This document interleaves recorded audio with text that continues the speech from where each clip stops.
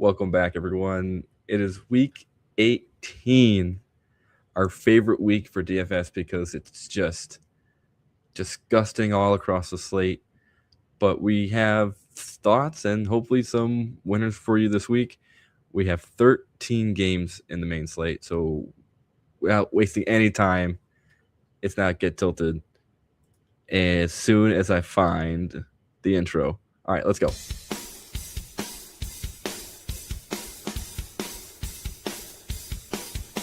You're listening to Get Tilted, only on Fantasy Now Plus.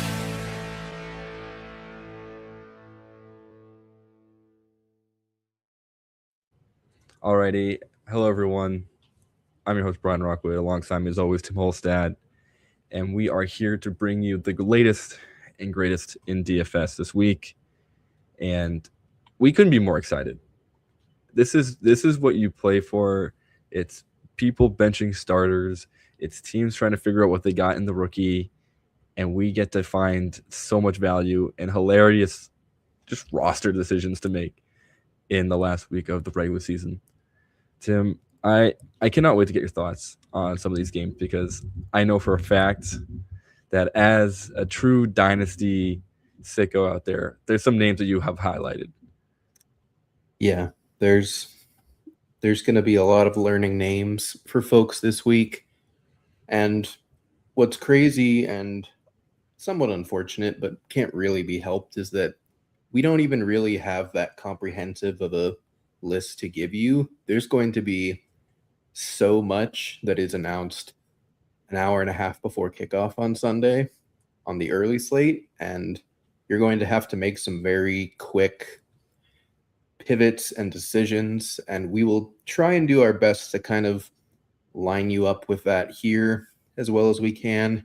You know, it's relatively easy to identify some teams of like, they say they're playing their starters, but are they going to play their starters? I don't know. So we'll do our best, but it's going to be a slog to get through. There's a lot of gross teams playing, a lot of gross games, but we're here for you. And the games that matter are Saturday. Yeah. So we don't get to see them. Oh, and and Sunday night. Yep. The three games that literally determine important seedings are not in the main slate. So we don't even get to play with, I mean, not that we're going to play with many Panthers players anyway, but no Bucks, no Panthers, no Seahawks, no 49ers, which is a disappointing one, and no Ravens or Steelers. Yeah. And everyone else is fair game, including my MVP. Oh, I guess semi-MVP alongside Bijan Robinson. It's Tyler Shuck, baby. New Orleans Saints take on the Atlanta Falcons in a game that matters, shockingly. The Falcons, if they win, then they put the Bucks in a position that they cannot get into the playoffs. They effectively knocked the Bucks out as the three-way tie in the NFC South, which is hilarious still, at 8-9. If the NFC South is that three-way tie, the Panthers have the tiebreaker. So the Falcons are currently playing spoiler to the Tampa Bay Buccaneers, and the Saints are trying to figure out what they can do. So that's what this game is all about. Yeah. Tyler Shuck, Kirk Cousins, those are going to be your starters. I don't think there's anything else going to be tricky with that. I don't think we're going to see Easton Stick. I don't think we're going to see Kyle Trask or Jake Heiner. Well, I'm not even sure if he's still on this roster. He must be, though. Yeah. I'm not sure what to do with Tyler Shuck because he was one of my favorite plays heading into this week until we found out yesterday that Chris Olave has a blood clot in his lung and is out for the rest of the football season. And thankfully they caught it early, so it's not going to cause any permanent damage and he'll be back totally fine. But I'm not 100% certain I love Shuck without, frankly, his only like truly good weapon on the field, but he's cheap enough that it's still enticing and the game environment should be good because both teams are trying. You know, the Saints have been out of it for like 6 weeks at this point. This is just a pure Tyler Shuck like tryout more or less as far as is he going to become their franchise quarterback, at least for now. So I think he's interesting. I think Kirk Cousins is interesting-ish if his weapons play. We'll get into it, but he's looked a little bit better the last few games. Obviously, against the Rams, he wasn't fantastic, but it was against the Rams. And, the Saints defense is certainly no playoff caliber team. So I'm interested in both quarterbacks. I don't know if they're near the top of my list, but I think they're both perfectly playable and probably aren't getting benched. Yeah, and I don't hate either. I think Cousins, like with last week, he didn't need to do anything. Bijan did all the work. And with Tyler Shuck, yeah, I'm with you there. I'm worried that without a true one, he's not going to be as exciting. He does have some sort of rushing floor, but yeah, I think there's some other interesting QBs that we'll talk about later that might pass him on our list here. Bijan Robinson, oh yeah. If he has even any incentives left to gain, I don't believe he does. Nah. I think he's just playing for the love of the game. He's just going to try to play for any sort of offensive player of the year nod and just pad some stats. I think it's not really an incentive because he's still on his rookie contract, so he doesn't get money for it, but he is like in the running for being the league leader in scrimmage yards. He has to outpace McCaffrey by a certain amount. I don't remember off the top of my head, but I don't see why they would just let up now with 1 week left. You could argue that they're thinking for ahead, but they're not playing the playoffs. Yeah, their season's over. He has plenty of time to rest up for the next season, so my gut says he just plays the majority of time. Yeah, and this coaching staff could be fighting for their jobs. It's not fully leaning one way or another, but they certainly have underperformed compared to expectations. So they may just play everyone and try their best. And like you said, they probably want to win to have the Panthers make the playoffs instead of the Bucs. Yeah, and for what it's worth, it puts a very positive spin on the Falcons, who have had a very weird year. Yeah, and I think both teams honestly are aiming for that. Like the Saints have been a pretty down year, but it's been so much better the past 7 or 8 weeks. Yep. And like you said, Shuck might be fighting for his starting spot. Every game he wins it's like building his case to actually continue to be the starting quarterback next year because they will have a good draft spot next year. Other running backs, Andre Estime, he played how we thought he was going to play in Week 16 last week. No one anticipated the Taysom Hill farewell tour showing, so Estime did not get the same type of work, but against Tennessee, that's exactly what we thought he would do. 14 for 94 and a touchdown. I think he could do worse. Might be able to do better, but he is a player that could be relevant. The Falcons defense looked pretty good against the Rams in terms of the run game. Yeah. So that's a little bit worrying there. You can still shoot your shot.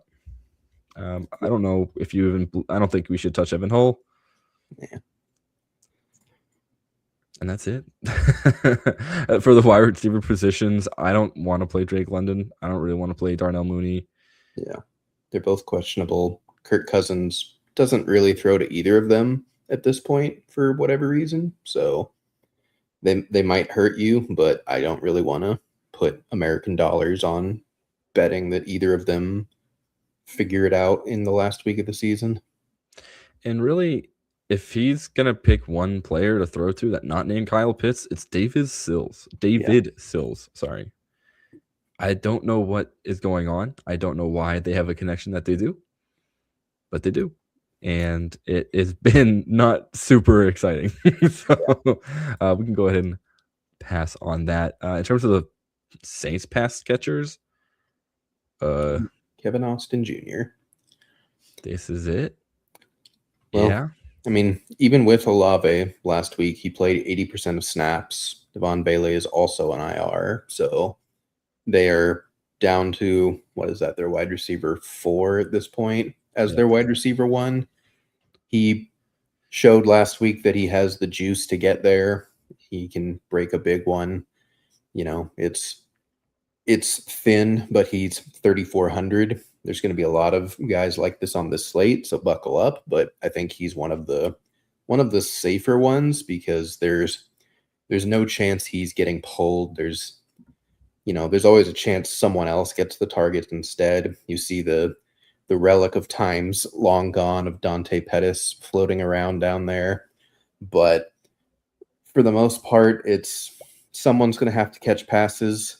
I'm probably going to go Juwan Johnson, which we'll talk about in a bit. But if you want a receiver, I think any of the top 2 to 4 Saints, if you want to make your bet on it, I think they're all perfectly live to give you anywhere from 0 to 12. And at basically minimum price, that's fine.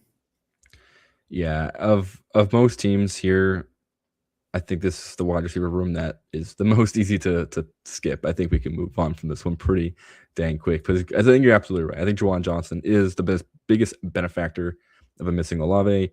He's already been a really reliable target for Shuck. Yeah. I think in this type of game, it's going to be a lot more Juwanson. Yep. Do we play Taysom? No. Yeah. No. It's always when there's less weapons, but I just don't think he's a weapon anymore either. I think he's just unfortunately done, though. I think after kind of what we saw against Tennessee when, Andre Esme was doing much better. So I think they kind of just let him just do that. I think this, and you can kind of look at the rest of his season. He's just not the guy Kellen Moore wants to use. Yeah. So I think we can. The first coordinator in NFL history that finally realizes that Taysom Hill is average. Don't say that. He's about to retire. You can't say that he's average. Talking about average, Kyle Pitts. Yeah. I think you can play him. I think he's almost too expensive for what you will probably do in this game.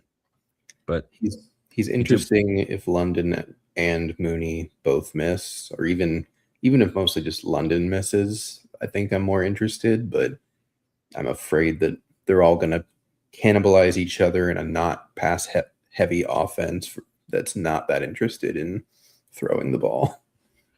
Yeah. And speaking of which, I didn't even mention Tyler Algier, who hasn't been the same type of vulture that he has been previously. Yeah. I think they kind of realized that, we do like giving Bijan the ball, and giving Bijan the ball in scoring opportunities brings success. Yeah. So I think you can kind of skip an Algier or two. If you feel in your bones that he's going to get a lot more run in a end of season type of game, I wouldn't blame you. But I would probably stay away.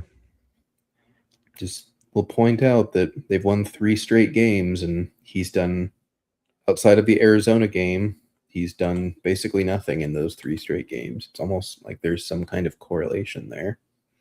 We'll let the statistic nerds figure that one out in the offseason. Until then, keep giving the ball. Defenses, they're both cheap. I think you can play either. I don't hate either.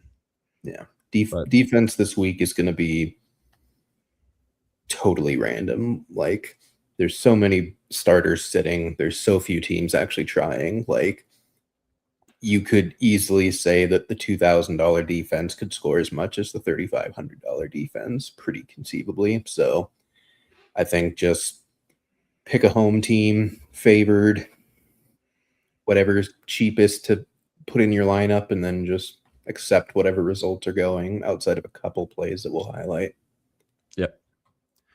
All right, let's get out of here.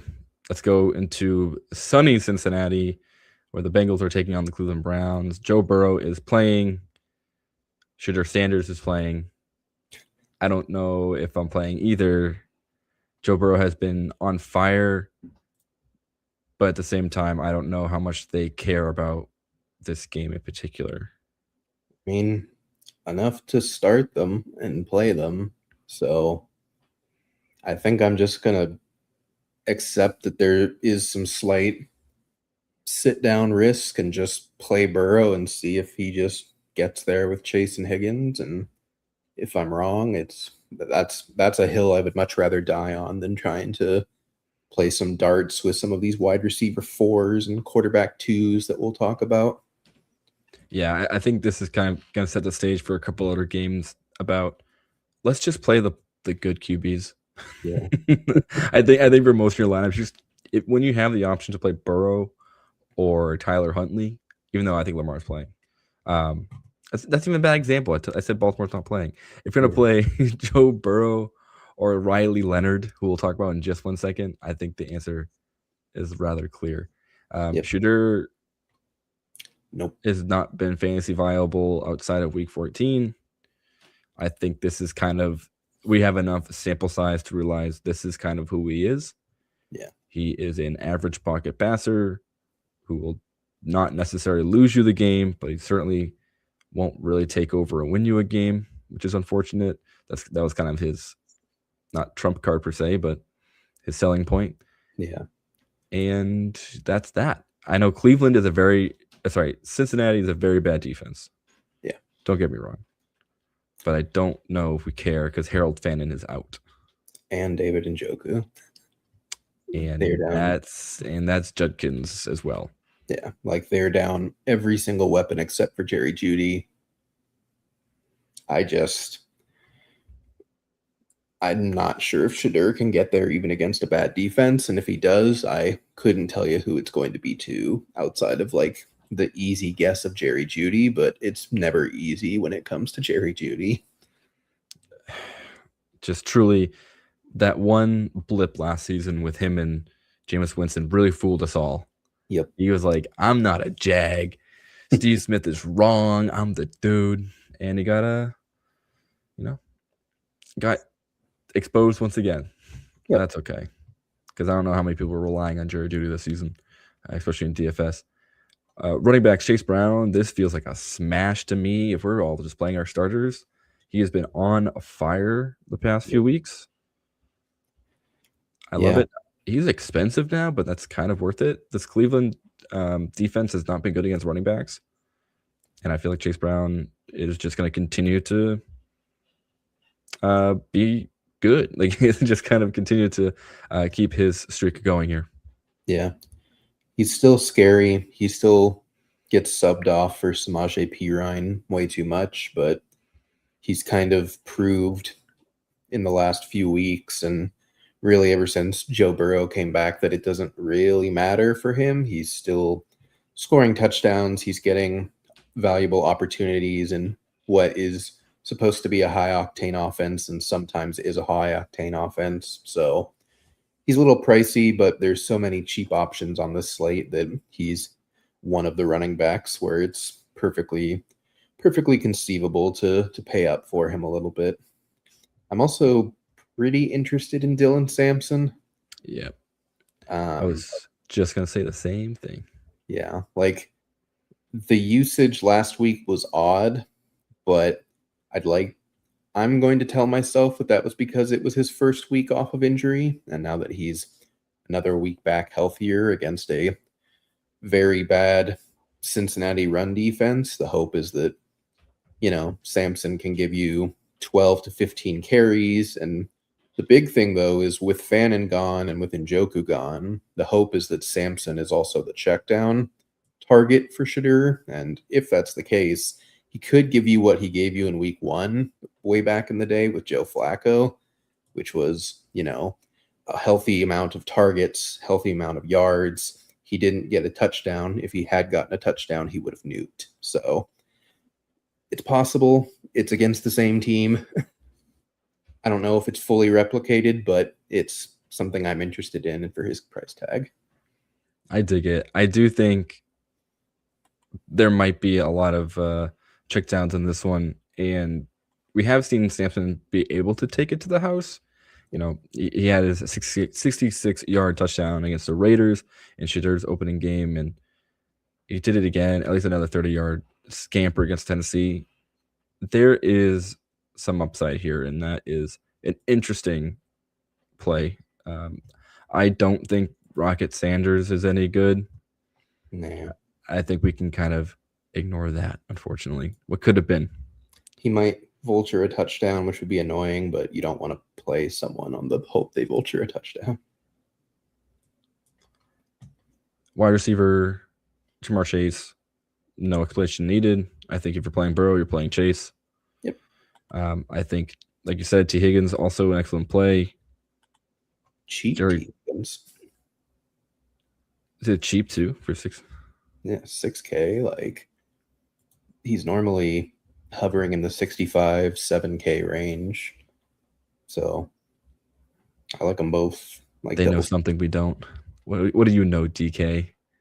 Yeah. It's scaring me now. Jerry Jeudy, 4,100 pass.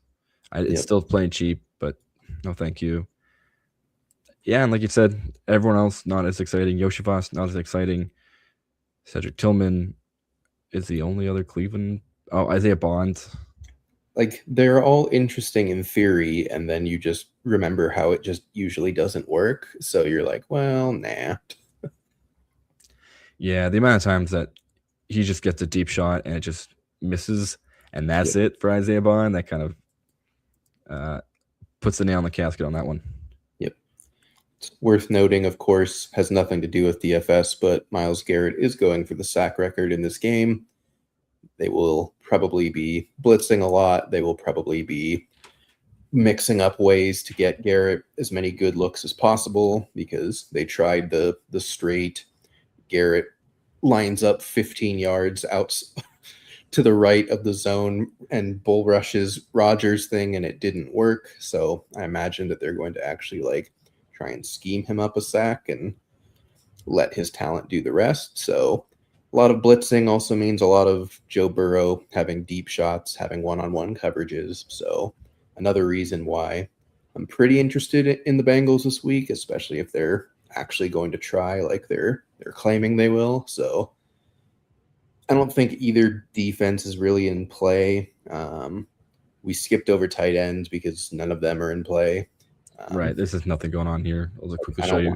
I don't want to guess who the Browns tight end 3 is because it's a great matchup on paper, but I couldn't tell you who it is or what kind of routes they're going to run or anything to that effect. So I'm just like not really going to worry about it, even though it should work on paper.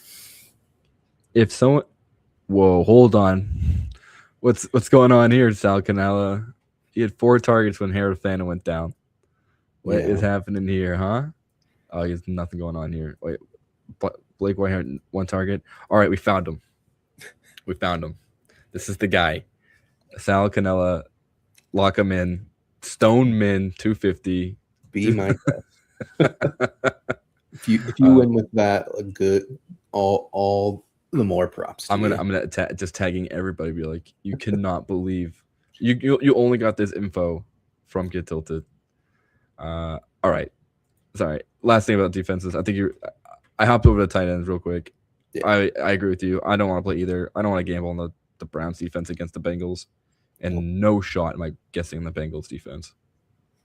Especially at 3,400. That's just like absurd. Shadur's bad, but he's not that bad.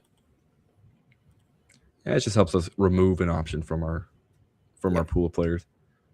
All right. A real disgusting one here. Indianapolis heads to Houston to attempt to win a game with Riley Leonard at quarterback. And against this Houston defense, that is going to be a horrible time. CJ Stroud is interesting, but probably just a total average play. Now, the Colts defense has not been great of late, but Sauce Gardner is back, I believe. Right on time, but I'm pretty sure he is out. Yeah. Okay. He injured his Achilles last week in the game. I don't believe it was a tear, but I think they're just shutting him down for the year. So good. A competent coaching staff. Basically, none of their starting defense is healthy enough to play, even if they wanted to play them. It all lines up on paper, but the Texans also are not aggressive or particularly good on offense anymore for whatever reason. So it's certainly one of those cases of like very movable object and very stoppable force and which one wins. So I think Texans are viable. Most of them are pretty cheap as well, which is nice, but there's also absolutely a world where they're giving you like 12 points from Stroud and 6 points from Marks and 10 points from Nico. And you're like, why did I play this stack? Just a disappointing, and they do need to win.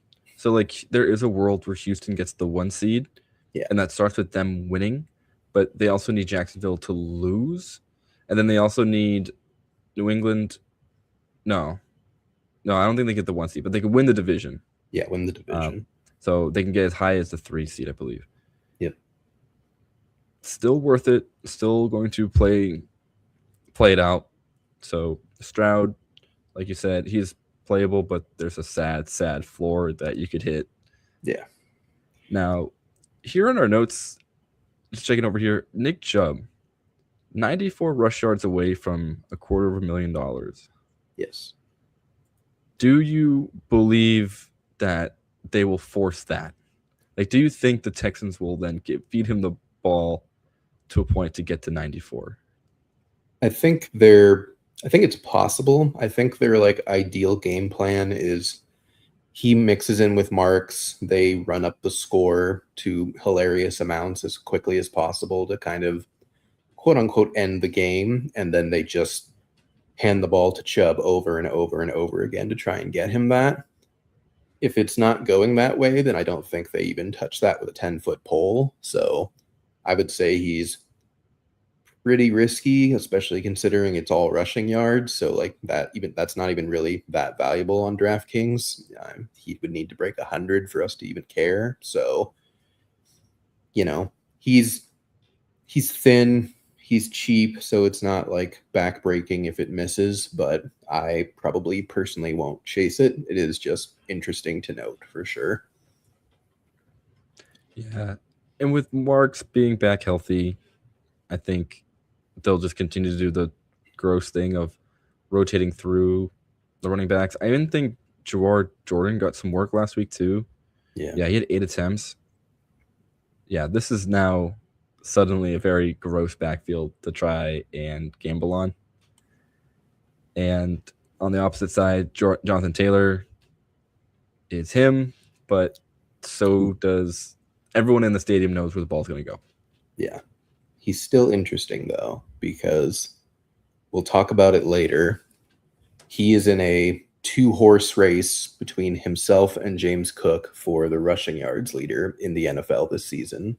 There is no close third place. They're at least 200 plus above third place, but they're within, I want to say, 40 yards of each other.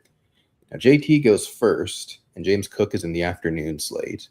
So depending on what happens in this game, I don't know if the Colts are going to force feed him the ball and try and like run up his numbers as much as possible, but that is in the cards, and it's probably their best offensive game plan anyways, because they're starting Riley Leonard. So very interesting. He is a depressed price because of the defense they're facing and his mediocre play as of late. Man, it really did just the instant the buy hit, he was just gone, wasn't it? Yeah, you dropped 50 on everyone's noggin and then just got tired. Yeah.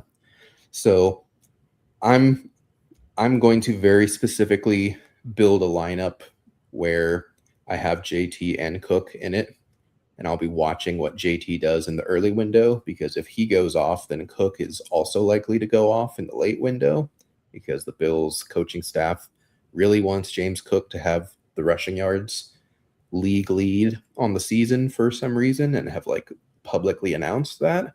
So I'm going to have that lineup. Obviously, if JT does nothing, then I probably pivot away from Cook before the afternoon slate locks. But that's an angle that I'll be playing. I don't know if I'm going to play JT outside of that one lineup, though. It seems a bit expensive for something that I don't feel very confident about. Yeah. And in regards Chase Brown, yes, I'd rather play Chase Brown. Exactly. Or 200 more, but still. And in regards to the rushing title, the Bills coaching staff are hilarious to me because they're doing that to justify the price tag of James Cook this offseason. That's all it is in my mind. Yeah. And I don't blame him, but James Cook is a player that's worth that money. So trying to just force feed him the rushing title is both a worthy attempt and also just kind of funny because you still need him to be good, and a little less reps at the end of the season is not so bad. Yep. Pass catchers, Nico Collins, go for it if you feel strongly. Wouldn't blame you. But like we said earlier, wouldn't be surprised if he just gets you 10 points for some reason. Yep.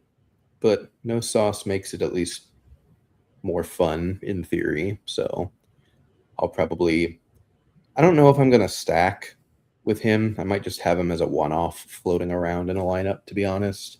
I don't personally believe in Stroud that much as a fantasy asset at quarterback. So I think Nico can get there any given week. He's kind of proven that, and he's not ridiculously expensive. So I'm definitely in on Nico. I think there's 3 other Texans pass catchers that could get you there, but I don't really want to play the game of which one. It's probably Higgins, but it was also Noel last week, and Christian Kirk unfortunately still exists on this team. Dalton Schultz still exists on this team, so they would have to go ridiculously pass heavy. I don't know if they would do that. So interesting to see, but not an angle that I'm going to be playing outside of Nico. And then where are you at with the Colts pass catchers? Do you have any interest at all? Because I have none. Nope. I don't think Riley Leonard's horrifically bad. I think his ability to run makes him more interesting than your average backup or third string quarterback. But against this defense that's trying to win, it could go very badly in this game. And, Pittman might be the recipient of some checkdowns, but checkdowns on a bad offense against a great defense doesn't sound very fun or a good use of my salary. So I'm probably just going to avoid them all. And if one of them happens to somehow beat me, then so be it. Yeah. Even looking around, I don't even know if Alec Pierce is worth a dart throw as hey, maybe he just chucks it deep one time and Pierce lands in the end zone. Yeah. I think it's just all bad all the way down. I'm just clicking around to see what their price tag has gone since Phillip Rivers hopped in here. Yeah. And it's not good. Not good for the gang here. All right. Dalton Schultz, like you mentioned, is a shockingly relevant pass catcher in this offense. Yeah. I'm actually surprised he's even close to 1,000 yards. Yeah. 3,800.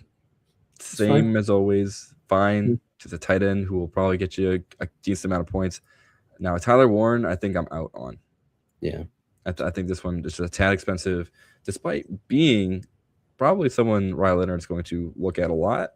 I think it's going to be a hard focus on the Houston defense and those linebackers to make sure Tyler Warren doesn't beat them. Yeah. I've just never once this year has Tyler Warren made me sorry that I didn't play him in DFS. I don't even know if he has a 20-point game under his belt at this point. No. That's a negative. He's a very talented in real life tight end, and I think he will continue to improve, and especially if they get their quarterback situation figured out and their offense a bit more fine-tuned, he will be a good fantasy tight end, but he just doesn't have a ceiling, and he's been kind of overpriced for what he gives you all year. So he's just someone that I'm eternally not really interested in at this point. Yeah. And on defense, Texans defense, yep. Colts defense, nope. I mean, honestly, probably not. But okay. Again, we're talking about a terrible offensive line for the Texans, a team that really does not try that hard on offense whatsoever, at least until they have to, and the Colts are not going to make them. So, this could just be like a 17-3 game, and I would not be shocked. And like, Right. you get 2 sacks and an accidental pick, and you've got like 3 points, and you're fine with it at like minimum price. So it's not something I'm actively going towards, but I don't think they're like unplayable either. Yeah, I think as just like the very much punt defense, not a bad look. All right, Tennessee, Jacksonville, the rest of the AFC South. The Jacksonville Jaguars do have a path. They do have a path with the 1 seed. If Denver loses and New England loses, Jacksonville has to win the game. They will be the 1 seed. So they will be playing everybody. And because it's a 1 o'clock game, they will need to win. They will need to play out the game to ensure they win. So that means Trevor Lawrence has the opportunity to do something really funny, which is go nuclear once again before the playoffs. I think he's a very interesting QB to play against a very, I don't know, they're average, this Tennessee Titans defense. They give up a lot of points, but it feels like they have some good players. Yeah, they're below average, but they're not terrible, is what I would say. I don't think you've ever been able to play Cam Ward once this season. He's been okay lately. He has been okay. Like he's always cheap. He's not going to give you more than 20, but he also is not really giving you less than like 13, 14-ish. He's looking like better in real life. They seem to have semi-figured out what they're doing, at least with this current offensive personnel. So especially in a slate where a lot of the cheaper quarterbacks are just going to be like really disgusting bets that will make you want to vomit. Like he's fine, I think. I would play him over Shadur at the same cost. Okay. Yes, I feel you there. That's not a high bar, but I think there's a lot to be said about these past 4 games and the future of Cam Ward. I know we're a DFS show, so it doesn't really matter. But at least next year, like we will see this regularly, I think. I think this is definitely in his wheelhouse of, or I should say his realm of possibilities. Like 2 touchdowns, no picks, no turnovers, and just like okay yardage. If he has a real wide receiving core, or I should say if the young guns figure it out, if Alec Iomano and Chimere Dike turn it around, I think it could be a pretty fun offense. But until then, it's a no for me, dog. Yeah. Trevor Lawrence, though, definitely. Yes, absolutely. ETN, love it. I think it's going to be a great play. Tony Pollard, he needs 66 more yards for a $250,000 bonus and another $200,000 for 2 TDs. 2 touchdown game for him he needs. That is a little less likely, but 66 yards. Yeah. That one does seem relevant. He's a 1,000-yard rusher. Did you know this? It's all come after the bye, basically. Like he's been randomly good. Like he's been startable. He really just is. It's whether he scores a touchdown or not, but he's getting there on yardage week in and week out. He's obviously not really getting any pass catching because Tajay Spears just gets all of it out of the backfield. But from like a pure, he's just like, he's very much like a David Montgomery of last year type of play where it was like, if you get the touchdown, then you're feeling great because he was 50-something hundred. If you don't get the touchdown, then oh well. He's just kind of an average performer in your lineup, but I like him. Yeah, I think he's an interesting one this week because, compared to 94 yards, 66 yards is way more of an achievable milestone. Yep. So that seems like an offense that will try to give Tony Pollard the ball a lot. No, any interest in Tootin or Spears or Allen?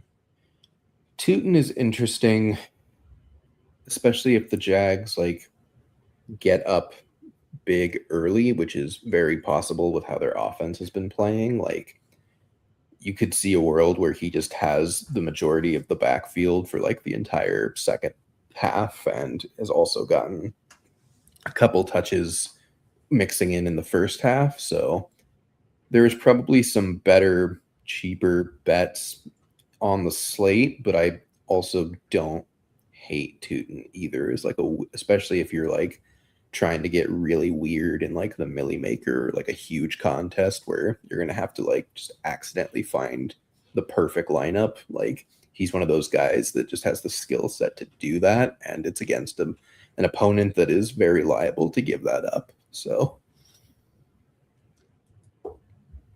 yeah, Tajay Spears as an option, I'm out. I know we can catch the ball a ton, but I don't know. It doesn't seem as exciting. And then LaQuint Allen's the other one. I was curious. He had one attempt, so never mind. I take it back. he's basically like DJ Dallas when he was on Seattle, where it's just like you're in for pass blocking, and that's all you'll ever do. You're gonna make some huge plays on special teams and pass block. Yep. All right, this is the fun part. The wide receivers, mainly on the Jacksonville side. Yeah. Parker Washington, holy moly. Yep. I think this is a huge play. I think when you go Trevor Lawrence, you go Parker Washington first. Yeah. I think he has a lot more playmaking ability than Jacoby Myers, despite Jacoby Myers being a very good real wide receiver. I think this is kind of like the two snapshots of the two players. Jacoby Myers, target machine, will haul them all in if it's on target, but won't really break a play. Parker Washington can do that. Yep. I'm still interested in Brian Thomas Jr. I'm probably coping, but in my head, I'm like, this is a perfect opponent to get him right. Like, just a hapless defense. End of the season. We're about to go into the playoffs. We need this guy to be good again. Like, let's just build the plane around BTJ. Like, I'm not saying it's going to happen, but I am relatively interested in like building one lineup where that is the thesis that plays out in my mind of Trevor, BTJ. You can still, I think, pick one of Parker, Myers, or Strange to double stack with them and just say the Jaguars put up 30 plus in the first half and it's all on the back of the passing game and just see what happens. But he's probably the least likely to do that of the other three that I mentioned. So take that with a grain of salt, but he's also probably going to be pretty low owned and pretty unplayed this week as well. So you have far more optimism and grace to give Brian Thomas Jr. than I do, because I am OUT out. I am done with him. I do think you're absolutely right. This is an option, an opportunity for him to really right the ship, but I think we'll probably see more of that maybe in the playoffs, if at all, because teams will be zeroing in on, I'll call them the possession guys, giving BTJ maybe a little more room to work. Chimera DK, he's fine. Fine. Yeah. Same reason why you like him, more cheap. They'll get you hopefully a solid floor. I'm pretty sure the 1 week I was excited to play him was his punt return fumble and then 0 targets for the whole game. So that was cool. But he can always get you a special teams touchdown, and those points count. So they absolutely do. If he gets that and a receiving touchdown, then you've got a 20-point game and you're skipping to the bank. So I think he's perfectly viable at his cost. I like Ian Manor. Yeah. He's fine. Not very exciting, but fine. Yeah. I said on Blue Sky recently that like I hope the Titans draft 2 like really good receivers in this draft, because like DK and Iomanor are like an excellent wide receiver 3 and wide receiver 4 for a good offense, but they're like an abysmal wide receiver 1 and wide receiver 2. Yeah, like Ian Manor has so much more to learn. I think he's like only 20 years old, maybe 21 years old. Yeah. He's super young and really just raw as like a receiver. And having him be the one to start is just not a like recipe for success. Yeah. Especially with a rookie quarterback too. So in time, Yep. But you're absolutely right. They need some help there.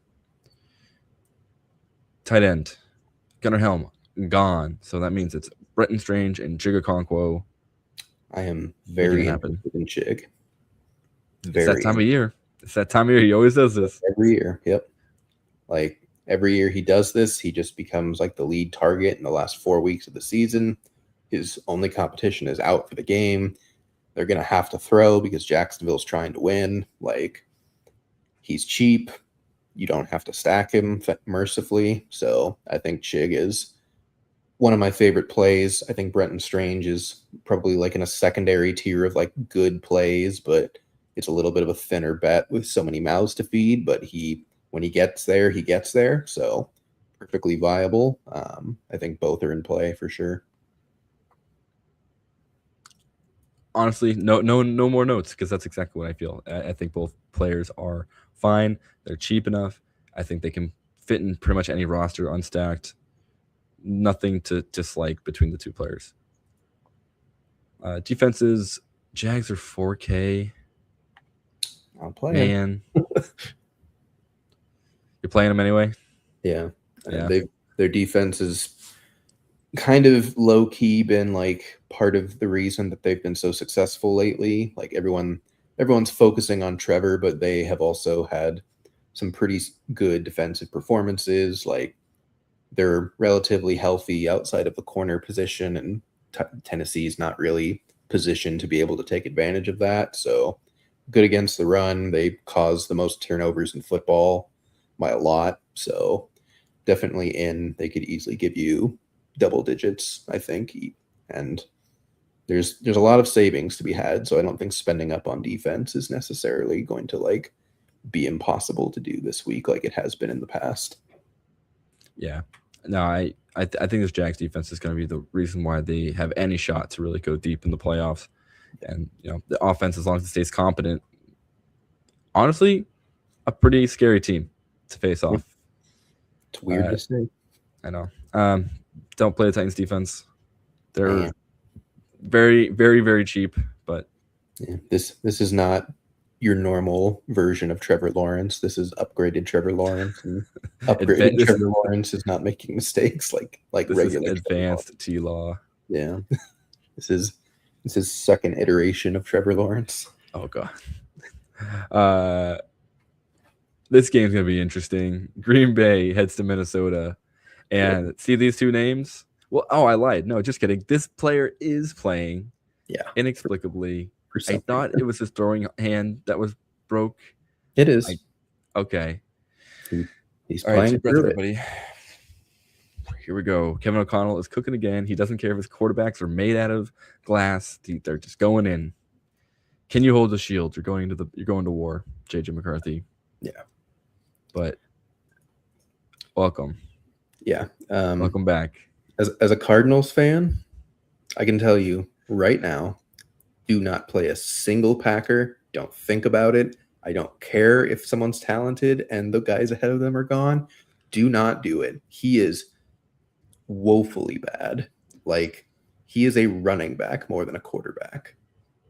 They don't forget that this player, while Kyler was hurt, they're thinking, oh, is he gonna take the job away? Let's see what happens here.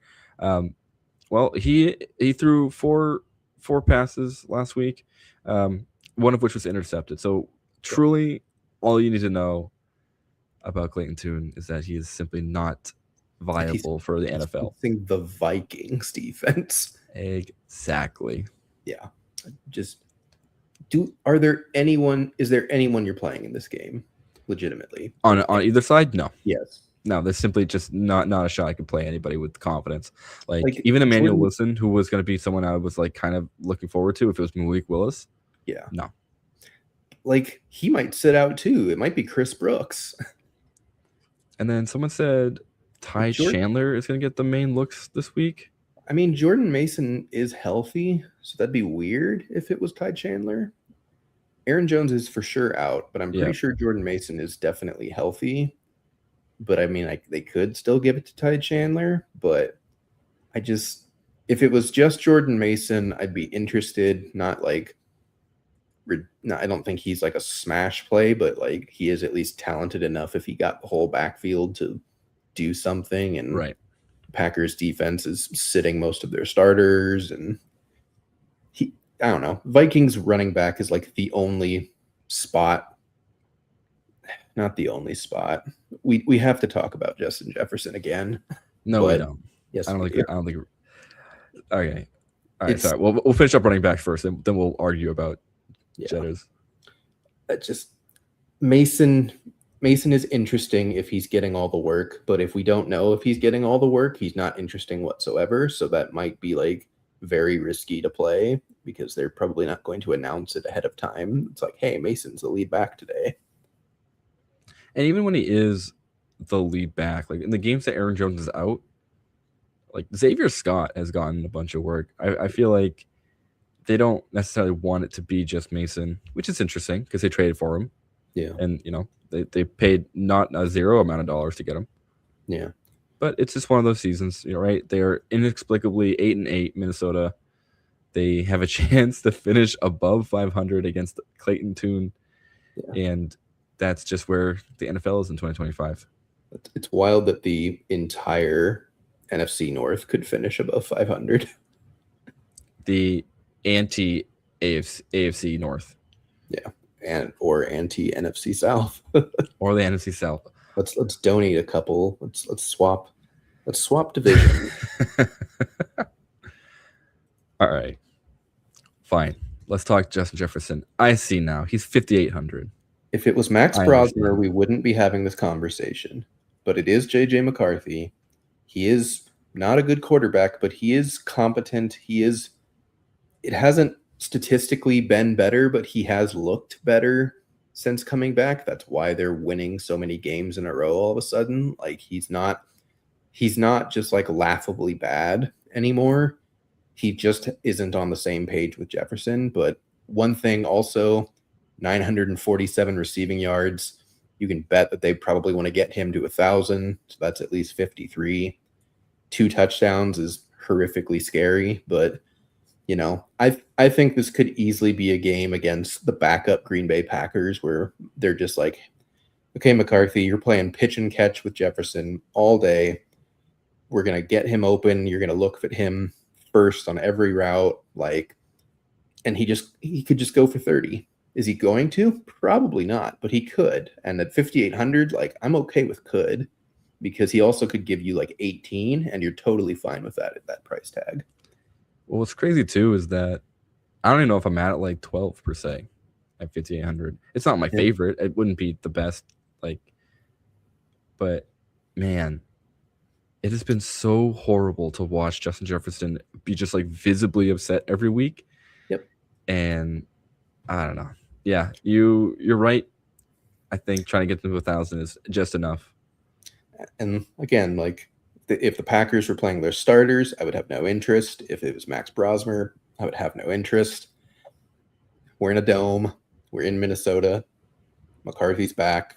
Whether he's capable of doing a truly great game is probably unlikely, but it's not out of the realm of possibility. He was a first-round rookie pick. There is some talent there, and you can see it at times. So, and their running game is not great, so they can't really just rely on that either. They're going to have to throw. So I'm not saying play Addison because I don't think you should. I don't think you should play Hawkinson. Actually, Hawkinson might be out anyways, but even if he was in, I don't think there's any other pass catchers in this game on either side I'm interested in, but Jefferson is just simply too good to ignore at that price tag in this opportunity for me.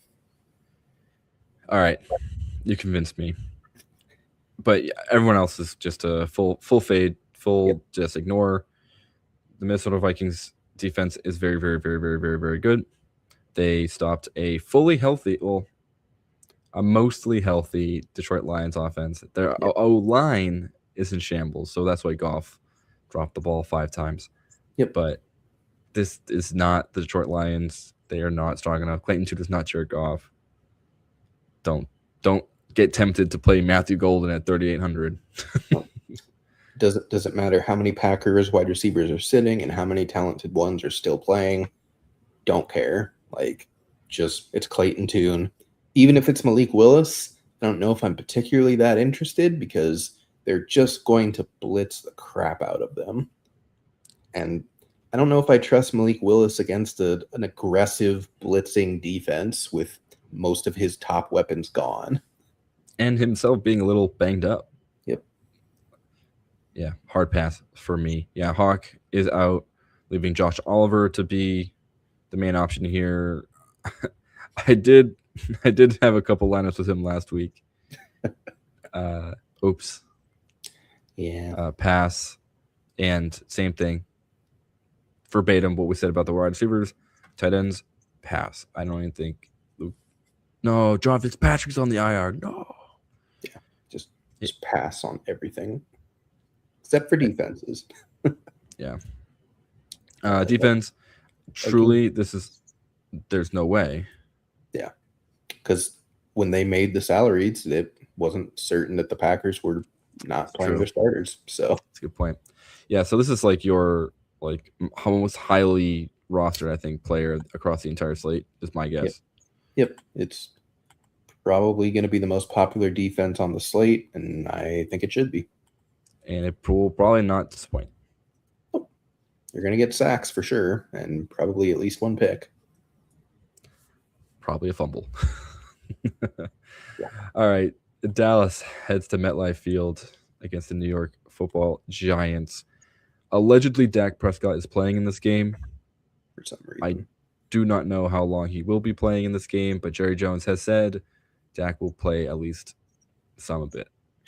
I wish he wasn't, because Joe Milton would be so interesting in this spot. I think he still is anyway.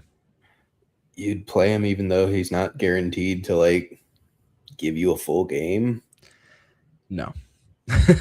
Just in my brain, I go, man, how cool would it be if like Joe Milton, say Dak plays like a drive or something really stupid, and the rest of the game is Joe Milton.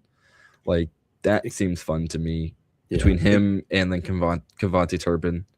Yeah. Just seeing how fast you can run, how far you can throw. I mean, it could be exactly what the Patriots did last year, where in week 18 they were like, yeah, Drake May's starting, and then he played one snap, and then they sat him for Joe Milton the rest of the game. And I was like, sick. I definitely had him in DFS, but thanks for that, Patriots. So could be similar.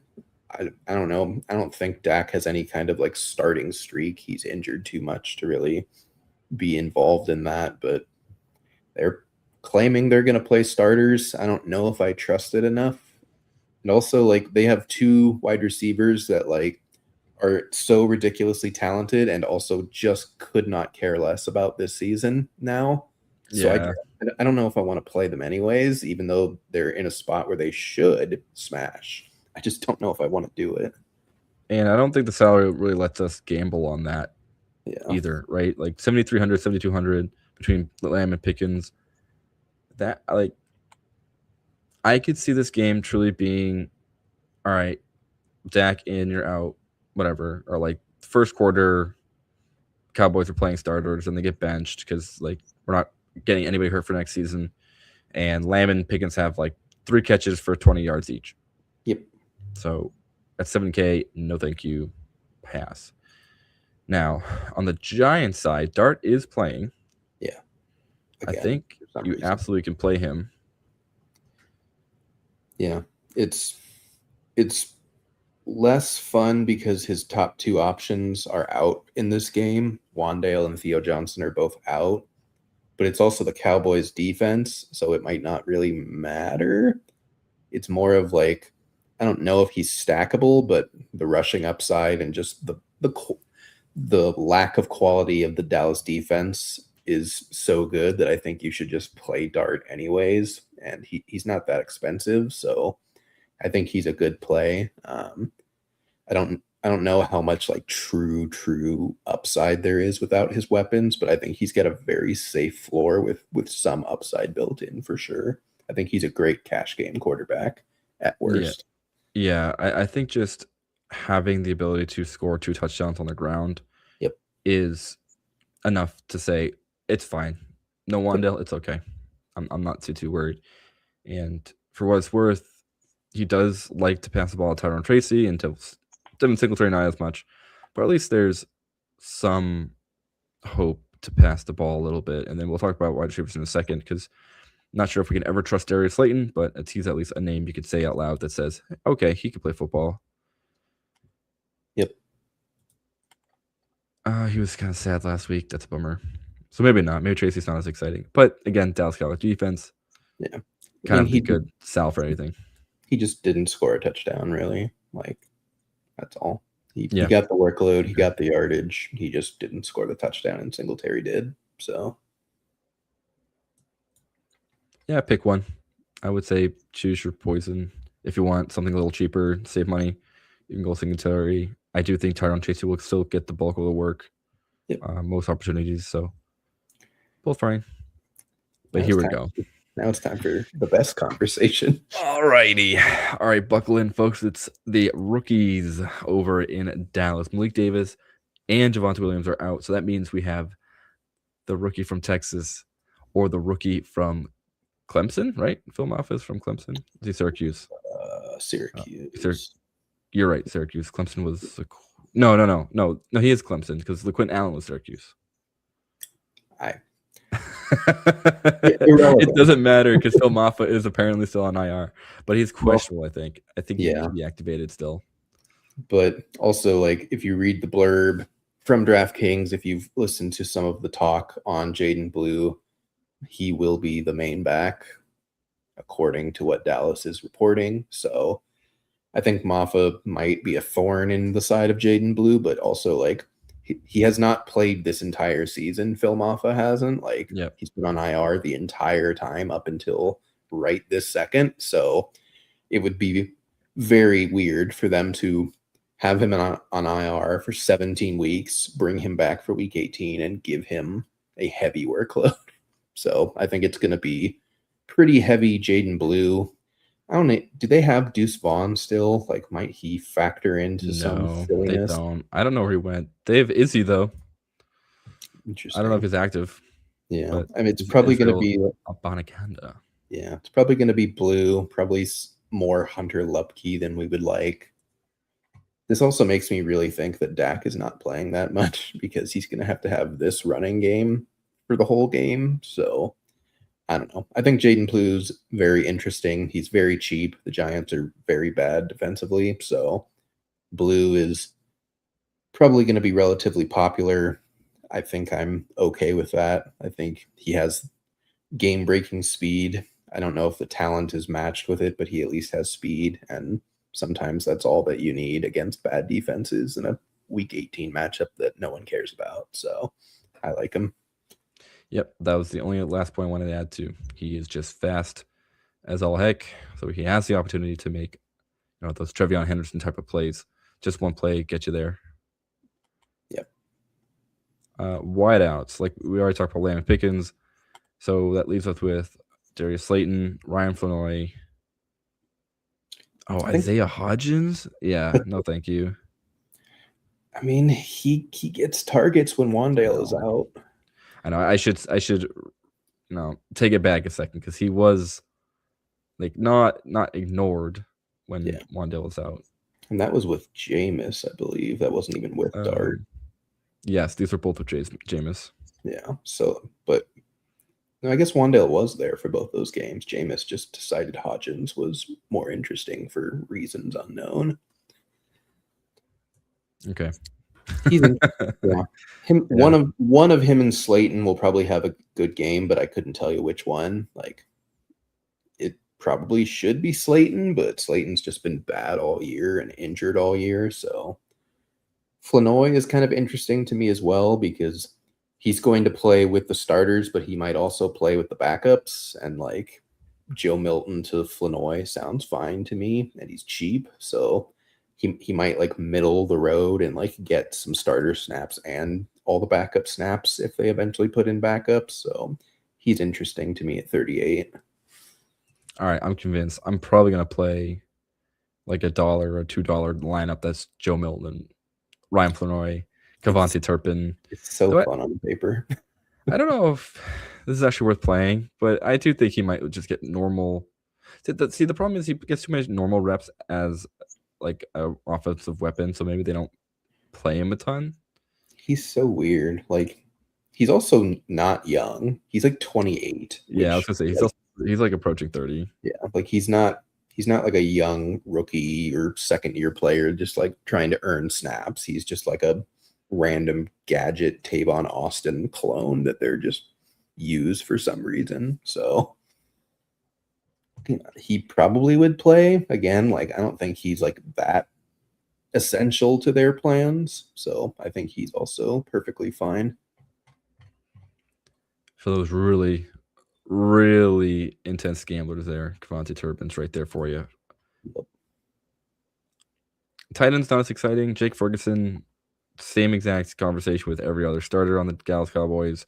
Yeah. What to make of it, you really can't tell. Theo Johnson's out, so that does leave Dan Bellinger as the main pass catcher or pass catching tight end for the Giants. Fairly interesting. He was better a while ago. He was good for a little bit, and then I know he injured his eye, I think, a couple of years ago. Yeah. And he's been kind of not as great since. But he has enough athleticism, enough chops, and they have no other tight ends that will ever take work from them, and they're also down Wandale, so like I don't think he's getting 8 targets, but he could give you 4 and a red zone target, and you're skipping to the bank. So I think he's a fine punt tight end, but probably just a punt tight end. Yeah, so don't get too excited about it. But at least, oh man, Thomas Fedone, I forgot about that name. See him next year, maybe. Defenses, nope. Yeah. Both offenses will probably make mistakes, but they might also both let the other team score 40. So I'll probably just avoid it. I think it's valiant to try and go to zig when others are zagging. I don't know if these are the defense I would try to do that with, though. Nope. All right. Miami and New England. This game is unfortunately very relevant for the Patriots, as with a bunch of other of the AFC teams in the hunt. If Denver loses and New England wins, they are the 1 seed with the bye.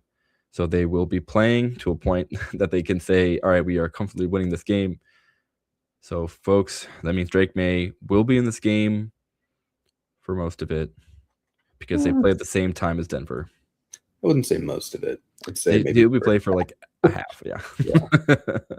Because the Dolphins are pretty much waving the white flag on the season.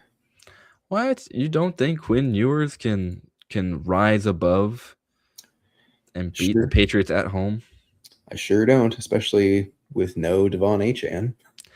Yeah, that's kind of the burying the lead a little bit, because no Achane means this offense is done for. Yeah, no Waller. Waddle's questionable. Waddle's going to sit. There's no way. Something tells me he's magically not going to be able to do it. So you're talking about Quinn Ewers with backup running backs and their backup wide receivers against a Patriots team that has to win. Like, no freaking thank you. Yeah, it seems like a bad time, a recipe for disaster. Yep. Yeah, those aforementioned running backs, Jalen Wright and Ollie Gordon, are going to be the 2 players if you really, for whatever reason, feel compelled to play running backs against a Patriots defense who has been a little worse against running backs with the departure of Milton Williams, but still has been a solid defense, and they have been as good as anybody could ask for, honestly. Yeah. I think Wright is a little more interesting than Gordon just because any pass work would probably go to him, I would imagine. He's not going to see Achane level targets by any means, and he doesn't have Achane level efficiency, but I don't know. I think there's better plays than him, but I don't think you're like fully crazy if you just try and luck into him getting there, but like I would rather play Jaden Blue for 100 more than Jalen Wright. And something to note, Breece Hall, who I think is still a much better running back than Jalen Wright, really only made his bet like he was only worthwhile in the fourth quarter Yeah. of that last game. So, I don't see a path really for an excellent game for Jalen Wright. Yeah.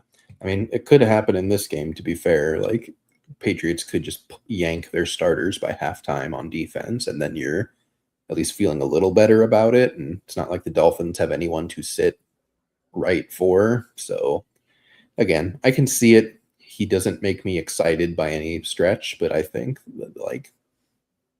like one team with him is good to just in case, but he's not fun. It's not fun to look at and be like, yeah, that could work. That's definitely the best way to put it. Henderson and Stevenson, you are hoping that they score in the first half. Yep. Because there's no shot they are running them ragged towards the second end of this game. Yeah. That does mean like Darnus Johnson, excuse me, and Elijah Mitchell's on this offense right now. Yeah. He signed their practice squad earlier this week. Yeah. So just keep in mind that he could be elevated and could play in this game. Can I make you mad real quick? Absolutely. I don't know if you'll be mad because you're a Patriots fan, but he signed for the same amount of money to the Chiefs as the Panthers signed Rico Dowdle to. And if the Chiefs had just signed Rico Dowdle instead, like, think about how much better that offense would have been. There's a lot of teams across the NFL that are like kicking themselves for not just signing Rico Dowdle for like effectively the veteran minimum. $3.5 million. It's unbelievable, and the disrespect is pretty insane. Yep. Anywho, wide receivers. Stephon Diggs. Stephon Diggs has a few things going for him in terms of incentives. Let's see if we wrote it down. Yeah. He needs 8 catches, which is a little tricky because he has to do it in one half of football. And then 30 yards. Yeah. So Diggs will get that 30 yards for sure. Yep. Will he pepper them with targets? Probably. As long as May's in, probably. Yeah. Even if Josh Dobbs comes in and Diggs is still out there, yeah, they'll try to get him to 8 probably. Yeah. I mean, like, they still have to win, but, they're not going to meet much resistance. So I'm sure McDaniels can easily just be like, all right, we're just going to do 2 screens per drive for 4 drives, and then you're out of there. Yeah. Let's just get some tap passes going. Yep. Yeah, a couple. Make it easy for us. Swing passes. And outside of that, the rest of both teams is kind of gambling. Yeah, it's just crap shoots everywhere.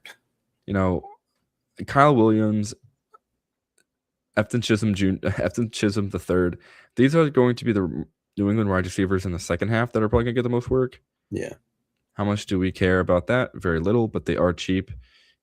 Chisholm did score last week, so if you somehow played him at 3,000, good job. I'm very proud of you, and you are a New England Patriot fan because that was his only 2 catches of the season last week, one of which being a touchdown. Yep. So, I would. Yeah, your call. Theo Weiss scored. He's Luther Burden's college teammate. Yeah. Like, there's probably going to be one Dolphin receiver that has like a fine game because Mike McDaniel does still run a good offense, even though it's got a clown at its helm at all times. But good luck figuring out which one. It could just be Malik Washington. It could be a Nick Westbrook-Akine game because reasons. It could be Weiss. Like, I'm just not interested, but one of them probably will get there. There's no way to know who it's going to be. And that's that. Tight ends, kind of the same thing. Hunter Henry going to be good until he's pulled. Yeah. However, Greg Dulcich had 6 targets last week, and that annoyed the crap out of me as I played Darren Waller in a bunch of places. Yep. So now he is relevant and potentially a good play if you want to, if you really believe in the Dulcich Renaissance. I think Henry's also a good play. I wrote down that he needs 5 more receptions to also get a sizable bonus. So nothing crazy. Again, they could all be screens. They could be easy little slants for nothing, but 5 receptions is still 5 receptions. That one definitely feels more doable than Diggs' 8. So could see him getting fed the ball early. And all it takes is the Dolphins being silly for him to get a touchdown on one of those, and then you've got a great game out of him. So I think both tight ends are very playable, even though no one else is in this game. And at 4,500, it's not the worst. Yeah. Defenses, you could probably play the Pats. Yeah. Patriots for sure. Yeah. Dolphins, don't do it. Alrighty, this is going to be a quick one, I think. Arizona facing off against the Cardinals. The Arizona Cardinals are facing off against the Los Angeles Rams. Yeah. The Cardinals, however, have been playing against themselves the entirety of the season, players versus coaching staff, because they have to figure out what's going on with Jonathan Gannon. Yeah. But the Rams are apparently not benching starters. They're going to play their starters, even though the highest they can get is the 5th seed, and their seeding will be determined based on the winner of the 49ers and Seattle game. Yeah. I don't know what they're doing. I don't know why they're doing this. This is something that can easily turn around on Saturday and be like, all right, we're playing Jimmy G or Stetson Bennett. Yeah. I feel like McVay has lied about this in years past.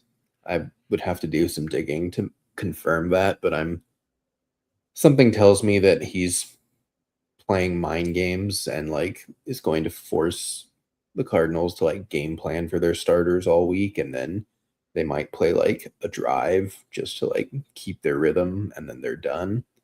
Because I think Stafford has like some games played, like stuff that matters for like all time and crap like that. But okay, I don't like the fact that they're thinking about playing Devontae Adams is just like so bizarre to me. Of like he's an over 30-year-old receiver coming off of a bad hamstring injury. Like just let him rest until the playoffs. Like why would you bring him back? Why would you play Kyron? Why would you play even Corum? They're both questionable. Like, why would you play any of them? And why would you play Puka? Because Puka gets injured like clockwork, unfortunately. So I don't understand it. I think it's fake, but you kind of have to build one lineup on the off chance it's not fake, because it's a very lovely matchup. I will be very okay if I see the Rams go off and I don't have them anywhere. Yeah. Because it's so risky and it's so silly that McVay will not bench his starters. Yeah. Because they're all old, man, like, except for Puka, right? Like Stafford is having a great year. I guess you can keep him in to have an MVP style game and then have him potentially earn an MVP honor. Yeah. But you're already kind of like stalling out a little bit towards the end of this season. Like back-to-back losses right now feels pretty awful. Could be another reason why they play, though. It's just like this is a basically guaranteed win. Like Stafford's going for MVP, like you said. They need to right the ship before they get into a tough playoff matchup, no matter what. So I could see it not being fake, and it's just Puka against this Cardinals secondary and no one else, and maybe Kyron and Corum both play, maybe only one of them play. Like could be Jarquez Hunter finally. I don't know. They probably would still play Ronnie Rivers over him because they love Ronnie Rivers for some reason. So the Rams are definitely one of those teams where like you really have to keep your eye out on the news, because I think they're worth playing if the indication is that they're keeping their starters in. But it's like you said, it is a gamble. It very well could blow up in your face. Jimmy G has some contract incentives for every game he plays, but I think most backup quarterbacks have those types of incentives. So I don't think it's necessarily something the Rams would like go out of their way to get him, but he does get some kicker money if he plays 25% of the snaps, and then it goes up if he plays 50% of the snaps, and then either one of them double if they win the game, which is pretty likely. So very interesting to keep your eye on. And if Jimmy G does play, at least that gives the backup pass catching options a little hope. Yeah. I don't think Stetson Bennett gives you that same type of upside if you're trying to play Xavier Smith or Kanata Mumpfield. Yeah. Just looking at the running backs real quick, like I said, Kyron, Blake Corum, both questionable. I don't see how Corum plays. That he got punched directly in the ankle. I don't know if you saw the highlight, but someone was trying to knock the ball out and they just missed completely, just straight up punched him in the ankle. He didn't return in that game. Ball for the ankle. Hey, this is the Falcons defense. You don't know what's going on back there. Just out here punching. Just somebody's out there somewhere. I don't know where this fist is going to land, but it's going to hit. This is going to be their problem and not mine. Yep. So we'll see if they play. This is absolutely game time decision. Kind of watch what the news is saying. Yep. Michael Carter, Amari DeMarcado, pass. I'm good. I'm done with this. It's been happening all season. Neither of them are good enough to really put in your roster. Yeah. We did kind of pass over the headline though of he finally failed. Rip in peace, Jacoby Brissett. He's failed 2 consecutive weeks, but I'm still playing him. But he's back in there, baby. Marvin Harrison's out, so you know what that means. It's the Michael time Wilson to load show. up old reliable. It's Jacoby, it's Michael Wilson, and it's Trey McBride, regardless of price, and you just smash the button and you play them, and they work. I cannot believe this dude's about to throw for 3. Like, he could have easily thrown for 4,000 yards this season if he played the whole year. It's kind of crazy. Kyler played 4 games, I think. 5. 5 games. Like, it doesn't feel like it, but like, this has been Brissett's team for the majority of the year, and that's look at this run, man. I know. We could legitimately have an entire podcast about Jacoby Brissett's season. Yeah, like because of just every single bit has been unbelievable. If we had a highlight reel of this show, it would just be every week just saying, "Play it again, say the line, Bart." But I think you just do it. Like, yes, yeah, especially if the Rams actually do care and play their starters and the Cardinals are playing from behind, like, yes, please.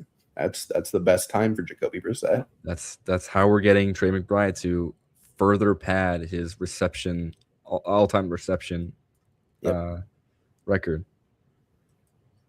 But yeah, no Cardinals running backs for me either. Yeah, I don't think I want to play either of these guys. Like one of Ronnie Rivers or Jarquez Hunter will be good, but considering he has just been not used all season, I guess it's Ronnie Rivers. Yep, that's boring. I would say maybe pay attention to if they elevate a practice squad running back on Saturday, because that might give indication as to whether Kyron and or Corum are missing, because I don't think they would want to go in with just Rivers and Hunter. Hunter will definitely be activated unless he's just truly horrifically bad, and we were all very wrong in the prospect scouting process. But yeah, keep an eye out. This game is basically, on the Rams side, it's just watch the news, have a lineup shell built out just in case. Once the news hits, make your decision either way. I think the Cardinals trio, you just play no matter what, even if it's not with Rams at all. Yeah. And we'll just quickly glance over Michael Wilson, also known as Jerry Rice. Also on the verge of 1,000 yards, which is, again, it feels like a fever dream of a season for the Cardinals. Yeah. Like, they have lost all of these games, but Michael Wilson, Jacoby Brissett, and Trey McBride have been phenomenal. Yep. Sucks.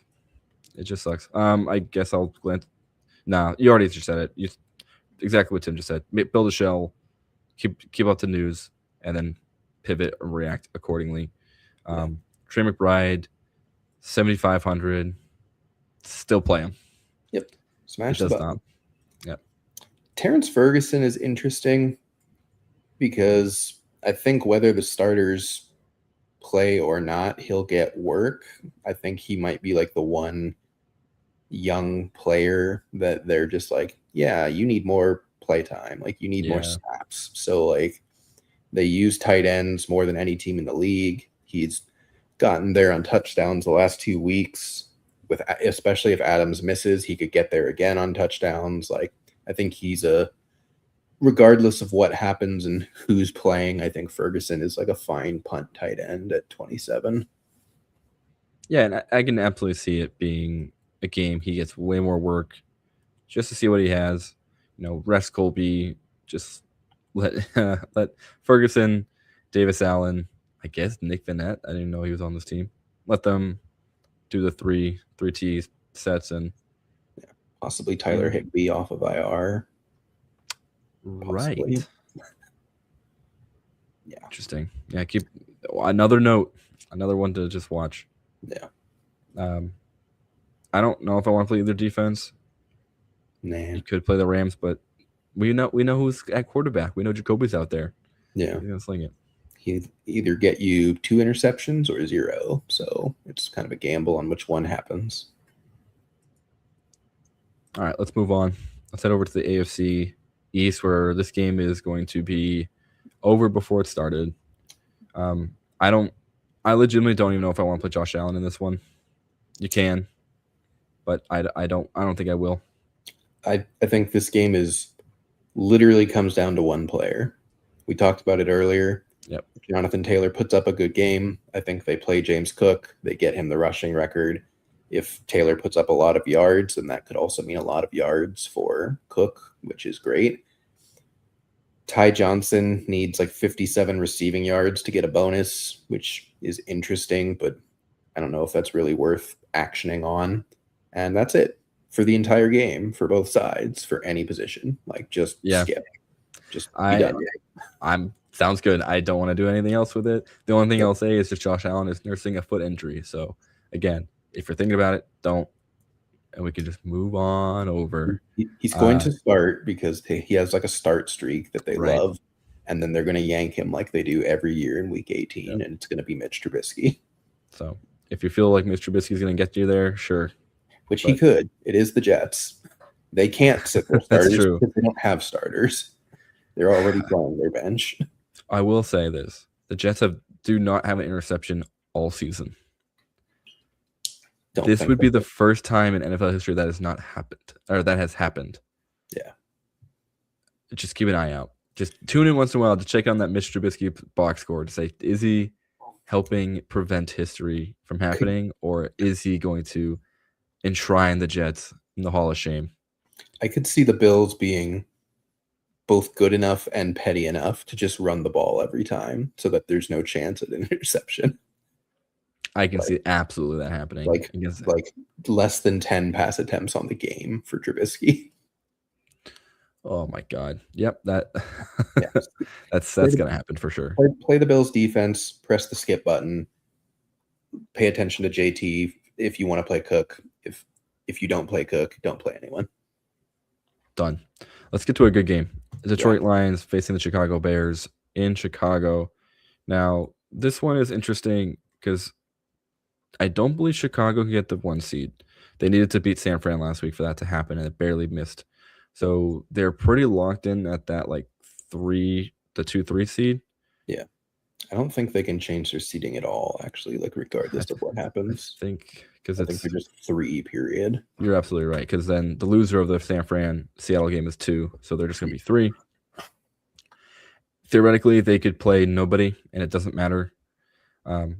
This is just pure rivalry, just like love of the game type of game.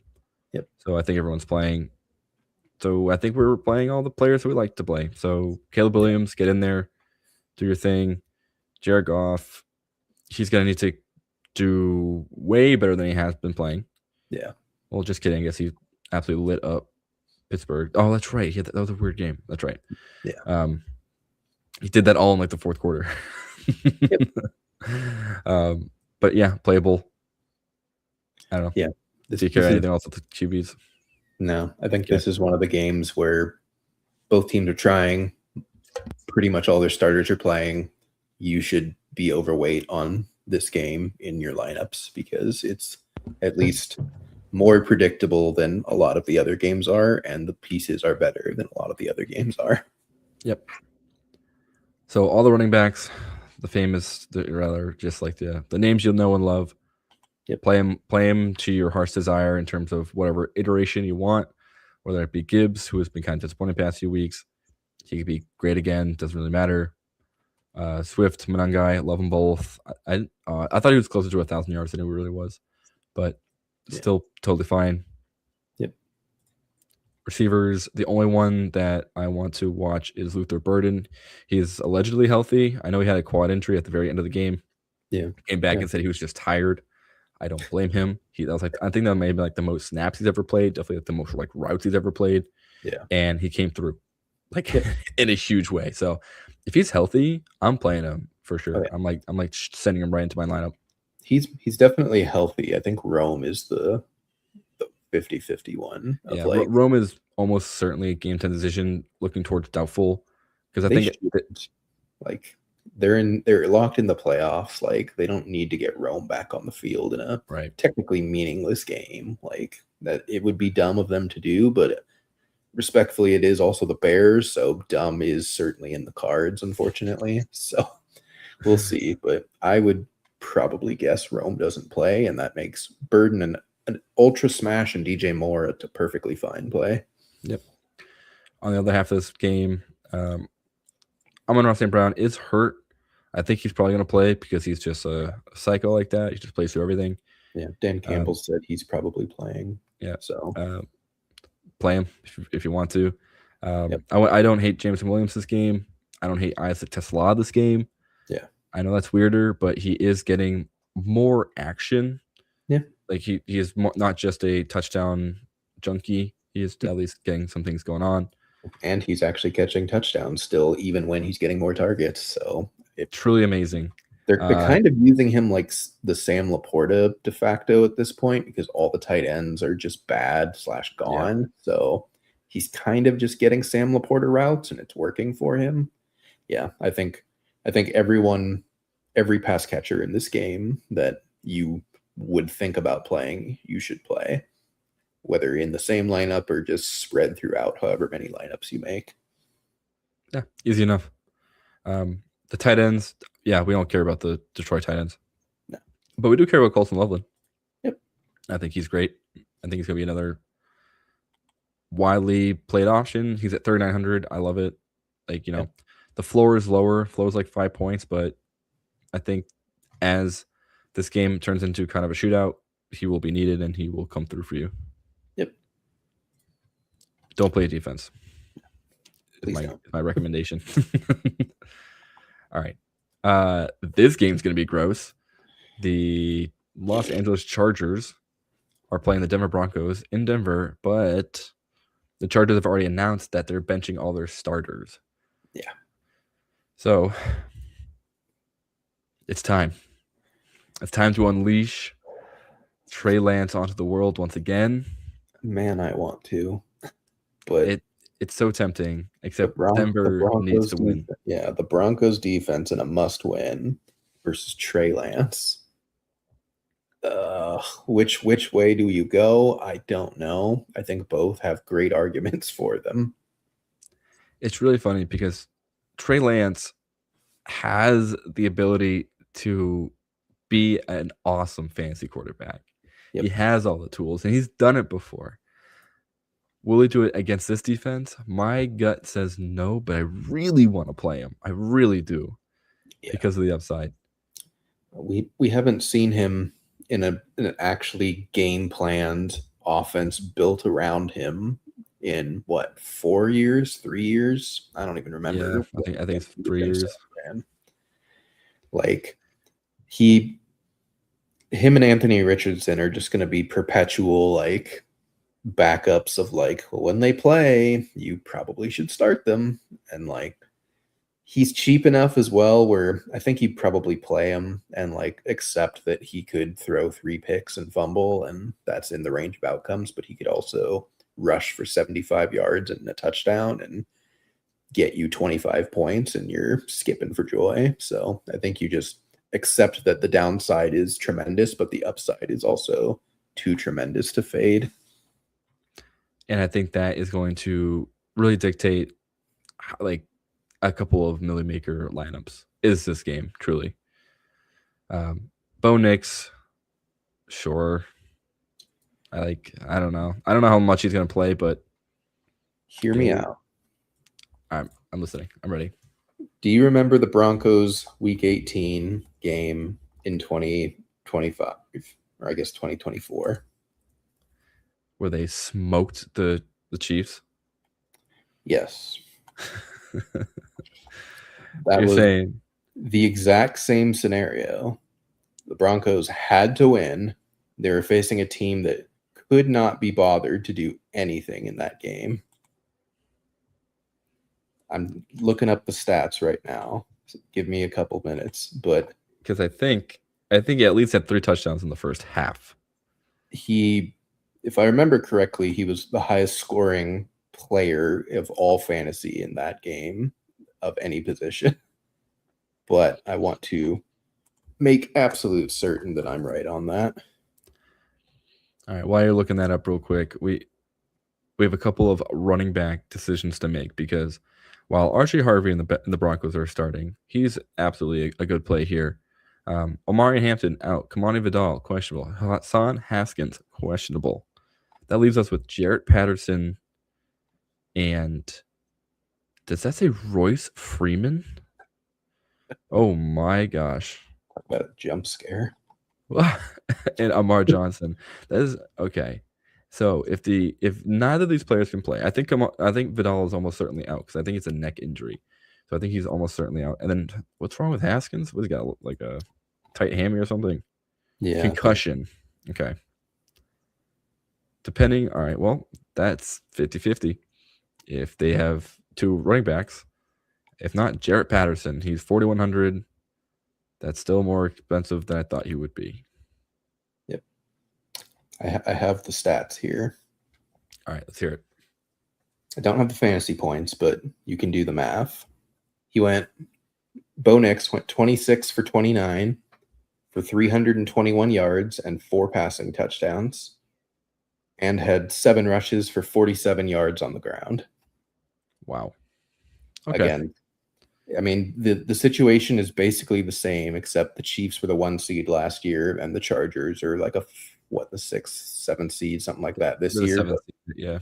But they're both locked in. Like, nothing can happen to knock them out.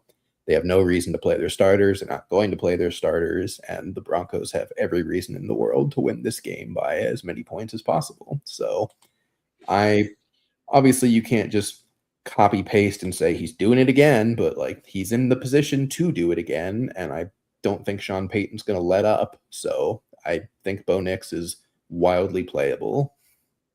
And was he 6K, 6,200? Yeah. All right.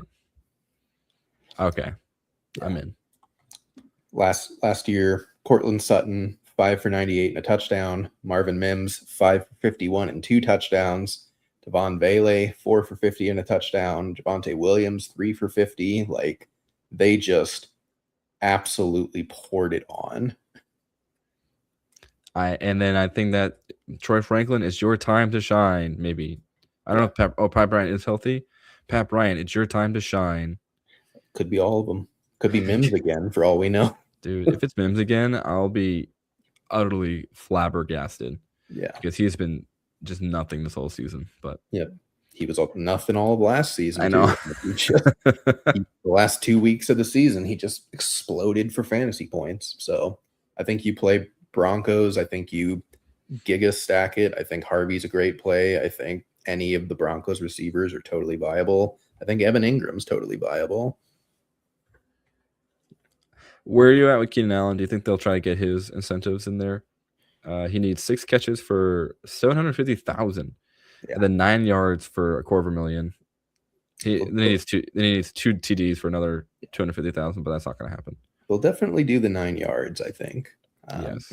Doesn't really help you for fantasy, but the 6 catches is certainly interesting. I really don't know. Like, he probably is considered a starter, but I don't know for sure how they, like, could they just view Ladd and QJ as starters and then they roll out Keenan Allen, Trey Harris, and Keandre Lambert-Smith? Like, I think that's perfectly viable as well, but I would assume that he probably just goes for the 9 yards and then sits, but Yeah.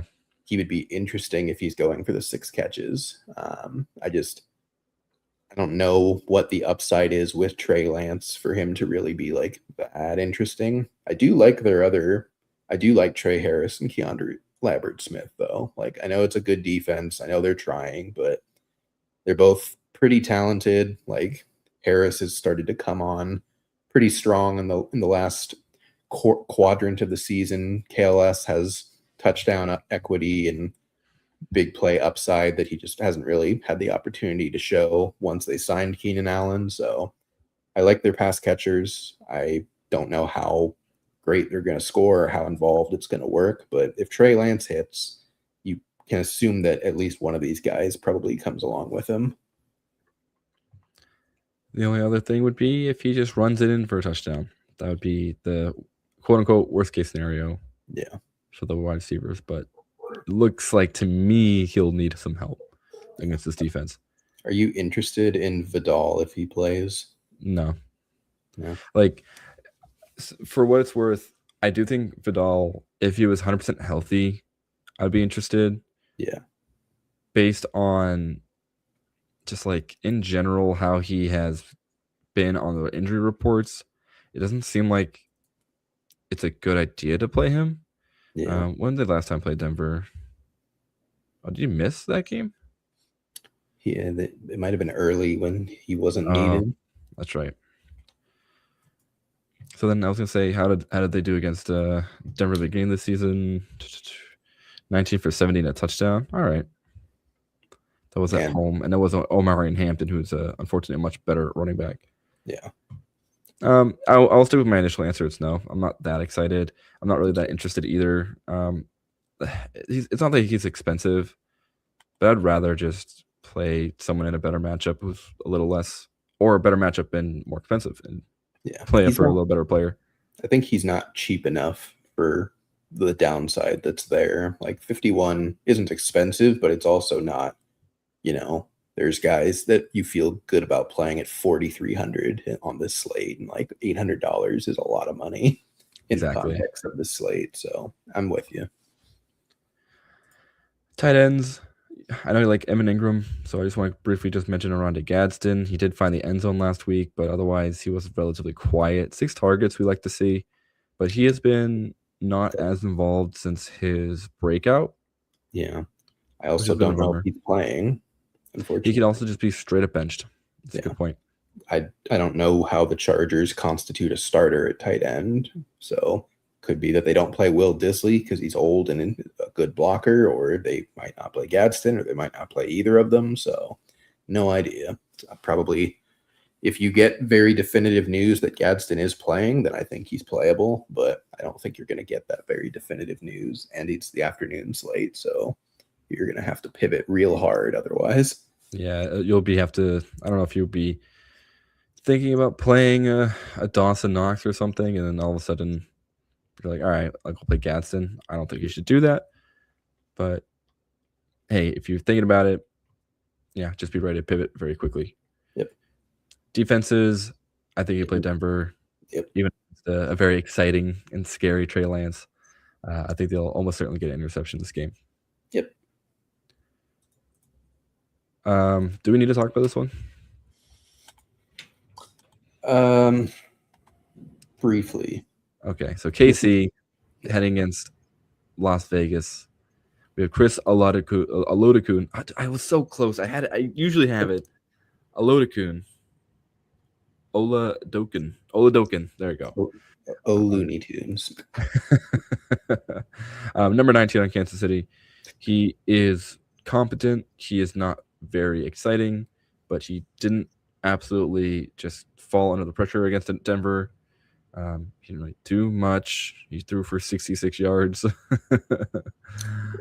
So there's that, unfortunately. Yeah. I think there's two conversations to be had in this game. Do the Raiders play Ashton Genty the whole time? Because if they do, he's probably interesting. Because again, the Chiefs aren't trying, the Raiders aren't trying. Genty is talented enough that he can just make it work, as he did a couple weeks ago, and he's cheap. So I think Genty's probably worth playing. And on the Kansas City side, if this is Travis Kelce's last game and he's retiring, I could very much see the game plan is to just send him out on his shield and pepper that man with 4-yard slants over and over and over again and get him a great game to send him out. Whether or not that's happening is unclear, and I don't know if it will be clear, but I don't think it's like the worst play in the world to play him in one lineup and just be like, maybe this happens and maybe they feed him and it's not going to be great, but he gives you a nice like 12 to 15 point floor with 20 to 25 upside if he happens to get a touchdown or two. That is truly the only interesting play. Yep. Because of that reason. I don't even know how close he is to any sort of like Hall of Fame type of records. Yeah. I would assume he's up there on most tight end categories, but like passing Tony Gonzalez and pretty much anything feels unlikely with his longevity. So, and Kelce started late too, so right. He's probably more in like the Gronk category of where stats are. So probably not sniffing anything, but he's also probably shattered every Chiefs record already by a lot. So I imagine it's just, if it is his retirement game, they get him involved. And if it's not, then they probably don't throw him at all. Maybe not even play him. So if he's out, for sure he's coming back next year. Yeah, and that's the end of the list. And in terms of the Chiefs' relevant players, for incentives, Hollywood Brown needs 1 touchdown for $250,000, and Kareem Hunt needs 31 scrimmage yards for $125,000. So that's not as lucrative as I thought it would be. But also, like, they're gonna play him like in a meaningless game, like. God forbid we look at Brashard Smith and like get that man 25 touches. No, they're going to play Kareem Hunt and Isaiah Pacheco again because that worked so well this season. Trot him out. Well, they'll give him his 31 yards, scrimmage yards, so it can be catching or rushing. They'll take 3.5 quarters, but they will get him there. 10 carries for 30 yards. Yeah, this is truly what needs to happen here. For the Chiefs, I don't think they care though. Tracy workload just one time. Yeah, just to see what happens. Yep. But yeah, that's it. That's it from that game. Just both defenses are probably playable because both offenses are that bad. I don't know if I'm playing the Chiefs at 3,200, but you're absolutely right because it's Kenny Pickett and Michael Mayer, and that's it. I will say Michael Mayer is interesting. Like.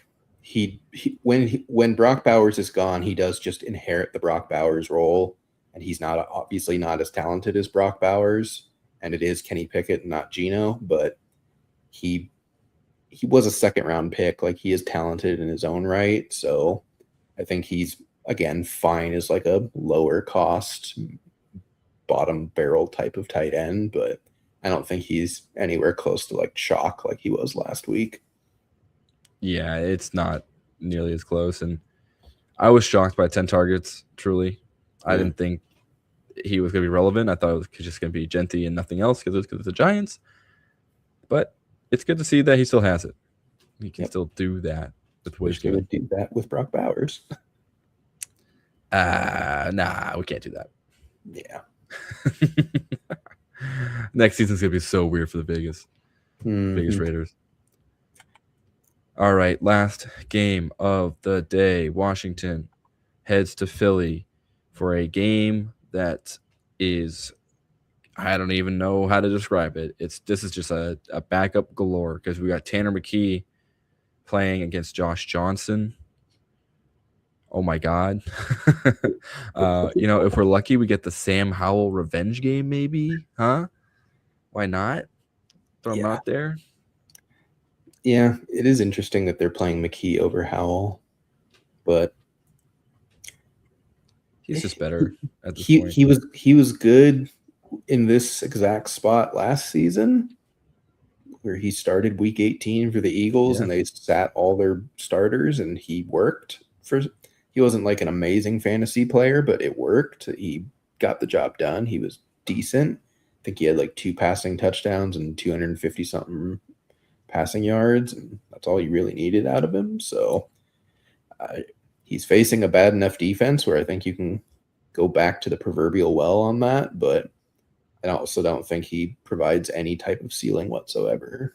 No. Especially when I think the biggest play in this game is going to be Tank Bigsby. I think this is going to be like a smash of all smashes. I hope so. I wonder if he's considered a starter by the Eagles. Oh, that would just be, which then makes Will tragic. Shipley the smash of all tracks. I know. But I also wonder I'm if happy he's he's healthy. considered.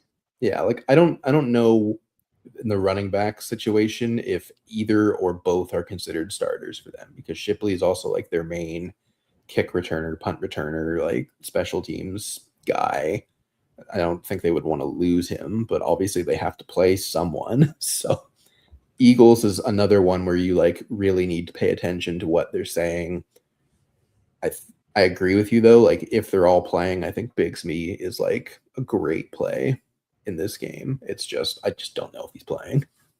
Yeah, it's let us know. Tell us, please. I know we have a bunch of time still, but yeah, figure that out. Washington running backs, I am torn, but I think I'm still going JCM. Yeah, he's played better. They've leaned on him more. I think, again, you're in a meaningless season. Like, why would you play Chris Rodriguez? Like, just hand it to the rookie. Like, let him go, see what happens. Give him some confidence. I think JCM's a pretty strong play this week as well, to be honest. Yeah, I like it a lot, and I think I'll probably cue him up a couple times. I just think that his big playability was shown by, like last week, kind of showed us what he could do. Yep. I think that's probably what he is like going forward. Wide receiver, don't even look at the first 2 wide receivers because they're not playing. So with Jahan Dotson, I guess Darius Cooper. Yikes. Cooper's interesting. He was an interesting rookie. He had a really good preseason. Yeah. And then disappeared, obviously. Yeah. So like he might, again, what muddies this up is that last year in this same spot, it was Kellen Moore calling the plays, and this year it is very much not Kellen Moore, and there's a noticeable difference. So it kind of just depends on how much you believe that these players are good versus like the system is just crappy. So they're interesting, and the Commanders certainly can't defend, but I don't know. I think if I'm playing anyone, I'm probably playing Dotson. The revenge game again. Yeah, that's true. Okay. Sorry, I just double checked. This was not Julio Jones. That would be the most bizarre team for someone to ever come out of retirement for. It's just like a 3-win bottom of the barrel Commander. I love Jane Daniels. Something to note, I don't know how much they're going to care. Deebo Samuel has a lot of incentives for this game, and they're all pretty high incentives as far as like marks to hit. Oh boy. So he gets $250,000 for 10 more receptions on the season. He gets another $200,000 for 93 receiving yards on the season, and another $250,000 for 2 touchdowns on the season. So will they build the plane out of Deebo Samuel? Probably not, but they also could. Like, they could just, it's not like they can do much of anything else, to be honest. Like, this offense is on its third quarterback and is down multiple offensive linemen and multiple weapons. Like, it could just be a Deebo game, and he's only 5K. So I think he's worth just sliding in there just to see. Like, they're probably not going to bench him. They've been playing these guys for the last 4 weeks, and they've been out of playoff contention for like half the season. So he's probably worth playing. I like it. I kind of like this play a lot. Yeah. Mainly as like they got to help out their new wide receiver, right, to keep him around for next year. Yeah, because he's already 30. He's I don't know. We'll see if this duo comes back, McLaurin and Deebo, with a healthy Jaden Daniels. yeah. So I would hope they at least try and get there. They should, but we'll see.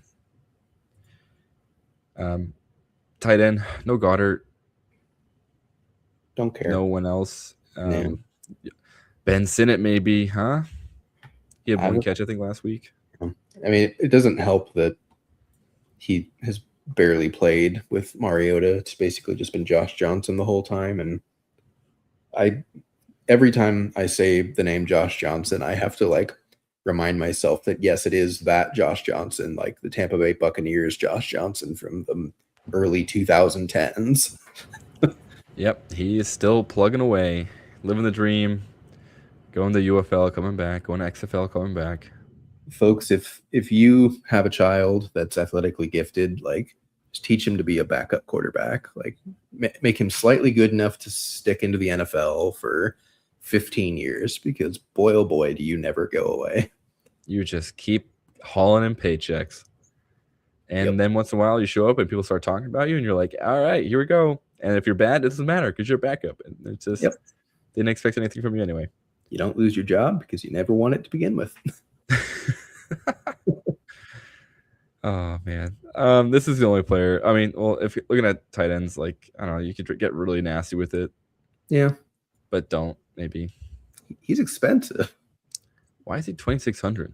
Yeah, like. All right, never mind. Kylan Granson. Yeah, I just don't care in this game. Yeah. Okay, pass. I guess you could play Eagles defense. I don't know how many starters are sitting or how many are playing, but I don't think any of them are playing. If I know, if I heard correctly. All right, then I'm good with that. I mean, it's also still Josh Johnson, so it might still work. Hey, he was hooping. He was doing a great job against Dallas defense. Wait, what? He only had 8 points? Yeah. Oh, okay. Never mind. Hooping was a strong phrase. he existed in our plane of existence for sure. Maybe it's just because he didn't throw an interception. So I said, yeah, these guys got it still. Yeah, he did not fail. He just also did not succeed. They didn't need to. JCM was just that good. True. Wow. All right. We made it through. Yep. That is every matchup. A long, gigantic main slate this week. Yeah. What do you think? Do you have the energy to make a roster right now? Might as well. Got to get over 2 hours. Our contractual 2-hour limit. Yep. All right. At quarterback, all right. I'm gonna just say it. We can build the Arizona roster. We won't do it right now because we've done it 800 times already. Yeah. Let's try something else. So we'll see a new one. I'm actually kind of in on this Bo Nix Super Saiyan type of lineup here. Yeah. So I am a little curious, and just for building out sake, I want to see how we can do by just putting in all of the Broncos players first. Yeah. Let's just see. Let me just make this easy for us here. Den. Sutton, you're in. Pat Bryan, you're in. I think that's enough. That's fine. All right. Ingram, you're in. Okay. Oh wait, of course. In. All right. And we still got. Oh man. We still have a lot of folks we can play here. because I want to play James Cook. I mean, like, I kind of am just like Bijan, smash, Gibbs, smash. like, just like Gibbs is so live to just put up 40 points again, and people are just not playing him because he's had a few bad weeks. Like, James Cook is fun, but we would have to like pay attention and like That is very possibly true. him out. Like, I know that if you're like truly grinding DFS and like really locked in, then you will do that and you should do that. But like, I also kind of don't want to be that invested on a week 18 Sunday. Like, I would like to just lock them in and be like, they're gonna score, and if they don't, oh well. But the theory was there. But it also depends on who we can get here if we do Gibbs instead like of Cook. Marvin Mims, baby. So like, what's terrifying is the 5-player stack. So obviously we can wrap up our show with the Denver Broncos super stack. But other players that are kind of interesting are guys like, Jalen Noel we talked about real quick in the beginning of the show. Yeah. Someone who can score a random 30-yard touchdown. More importantly, Kevin Austin. Yeah. Who is the only passing option for Shuck right now outside of Juwan Johnson. Yeah. Secretly could close out this roster. KLS, like we talked about, like in that same game. Yeah, wasn't Trey Harris like right at the top of what we could afford? Trey Harris he is at like 3,600 exactly. It's really betting on this game, but if this game does exactly what happened last time, just instead of 38-0, it happens to be 38-21, like, it works. All right. Like, it could be there. Like, and if you all right, so say went like something like this, and you were like, I'm worried about the Broncos. I think this is where you just easily, let's just go ahead and add that Minnesota defense against, and then we can open up some more points. And now we don't even need to go Trey Harris in this game, or I guess even Pat Bryant.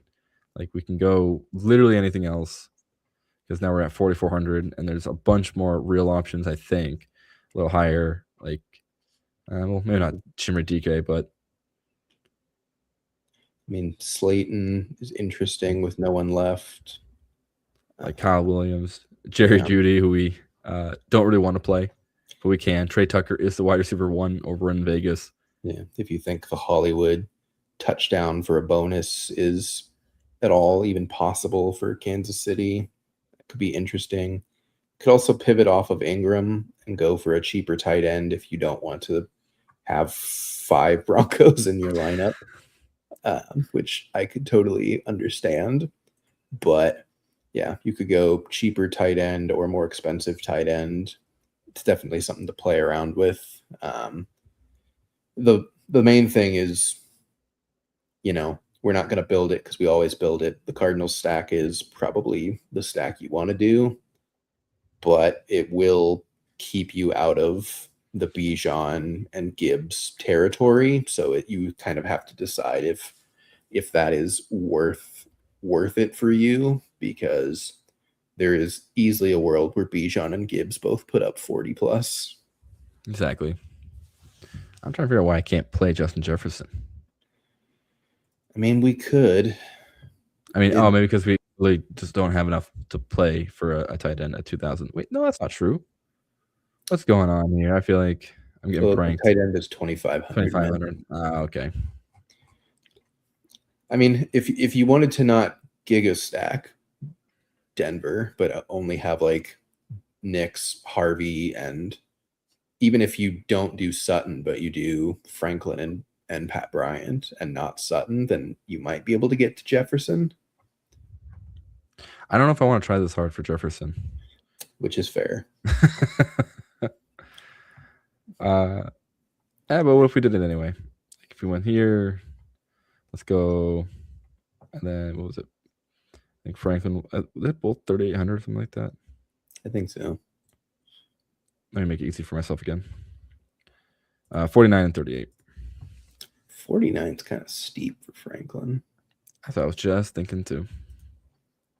That leaves just what, 28 for tight end? There's some punt tight ends that you can talk. Oh, good player, Terrence Ferguson.